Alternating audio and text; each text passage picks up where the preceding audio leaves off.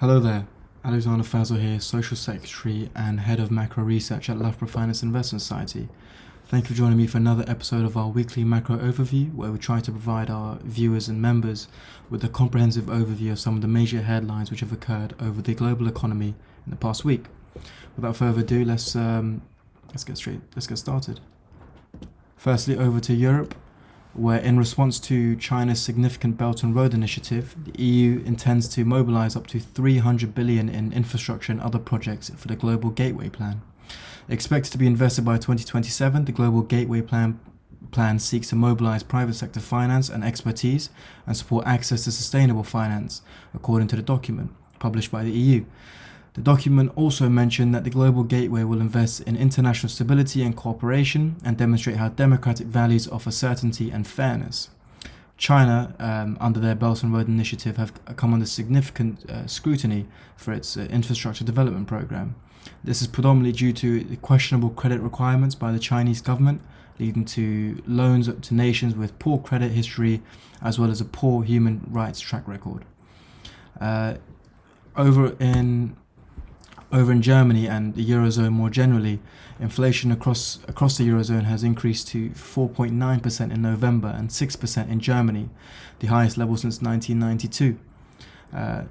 This has increased pressure on the ECB to explain why it thinks it would be premature in tightening the ultra-loose monetary policy, which is something we'll get onto in the next slide. The main drivers of German inflation in November were energy prices, which increased 22% year on year, and that's helped push overall price of goods up by 5.2%. On December 16th, the ECB will release updated inflation estimates, which are widely to be expected to be lower than those released in September. Now onto the ECB specifically. Head of the ECB, Christine Lagarde, said that it was unlikely that Eurozone interest rates would be increased in 2022, referring to the current inflation as a passing hump, but added that the ECB would act swiftly if needed to staunch the increase in prices. Even though the Eurozone inflation has set new highs of 4.9% in November, considerably over the 2% target, Lagarde believes that inflation has peaked and it will drop next year. Some economists have said that the new variant could mean inflation remains high due to worsening supply chain bottlenecks that have pushed up prices around the world. However, Lagarde said that it was too early to assess the impact of the Omicron variant of the coronavirus, and we would have to wait for what the science tells us. Now moving on to America, where one of the biggest headlines of the week have been hawkish comments by Powell. So hawkish comments were made by Jerome Powell, who is head of the Federal Reserve, regarding quickening tightening of the pace of bond tapering, as he retired the word transitory to describe inflation. This suggests that rising uncertainty inside the Fed about the transitory nature of the current price increases. And Powell has stated that it is a good time to retire that word and try to explain more clearly what we mean. Policymakers, for example, Governor Christopher Waller and Fed Presidents Mary Daly and Raphael Bostic, support this viewpoint, depending on if the economic data remains strong. As inflation remains high, unemployment as of Friday was announced to have decreased further to 4.2%. Hence, there is an expectation that the Fed would deliver a sooner than expected increase in interest rates in 2022. Over in Canada, we've seen inflation rise to 18-year highs at 4.7% for November, up 4.4% in September. During his political campaign, Trudeau, the Prime Minister of Canada, pledged 78 billion Canadian dollars in spending over the next 5 years to facilitate Canada's economic rebound. There are concerns that government spending will make demand levels and inflation worse, and some politicians have opposed these spending plans, including Pierre Poilievre, the finance critic for the Conservative Party, blaming Trudeau's excessive government spending for stoking inflation.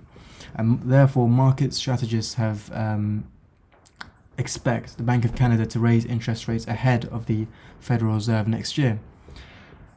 Now moving on to Brazil, where the Brazilian Senate have approved a budget cap ease to fund a new welfare program referred to as, bear with me, Auxílio Brasil, which will provide over 17 million poor households with monthly payments of 400 of the local currency, which is equivalent to $54 per month. The program was initially opposed by opposition leaders who saw the spending plan as a ploy by the President Bolsonaro towards his re-election campaign. Nonetheless, Auxílio Brasil is expected to cost the government an equivalent of £11 billion a year, yet opposition senates have still approved this bill as they believe that it is crucial relief for Brazil's poorest who have been significantly affected by the coronavirus pandemic.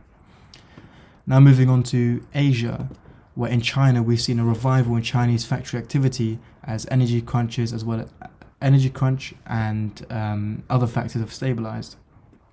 Some of these factors include a stability in commodity prices. The manufacturing purchasing managers index was 50.1 for the month, up 7.4%, just above the threshold that separates expansion from contraction. The price stabilization is what has helped ease power shortages, which have slightly improved China's economic situation. Chinese regulators have also eased pressure on property developers by loosening credit controls and allowing more bond issuance in the past 2 months.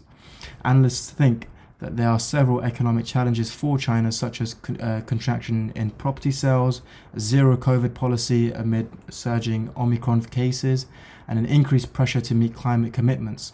Further, activity for small manufacturers continues to contract. As I just mentioned, the new coronavirus variant Omicron is increasingly becoming a potential threat not only to the Chinese economy, but major Asian economies across Asia. Moving on to oil, so OPEC de facto leader Saudi Arabia announced a boost in oil supply of 400,000 barrels a day by January 2022. Late last month, Biden authorized the largest ever release of oil from America's emergency stockpile in an attempt to lower oil prices amid surging energy prices. And after this decision by OPEC to increase output, oil prices initially fell and closed the week at $66 a barrel. This decision was originally taken for geopolitical reasons. However, the new coronavirus variant has also been a factor which could inevitably lead to falling oil prices. Lastly, the UN has described the economic situation of Afghanistan as one of the worst in history, and GDP is expected to contract in the nation by over 20%. The Taliban takeover in August has led to a humanitarian crisis, refugee crisis, and political instability across the country. Biden's administration have also frozen all of Afghanistan's foreign assets that were in the US, which includes more than $7 billion of the Afghan central bank's $9 billion in reserves, which has led to a cash and liquidity crisis, further worsening the economic situation. Another reason is due to the coronavirus pandemic and poor infrastructure across the economy, as well as droughts, which have made living standards worse for Afghanistan's vulnerable. The Taliban have also decided to restrict women working and women's access to education, and analysts have predicted that this could lead to a 1 billion or 5% loss in GDP.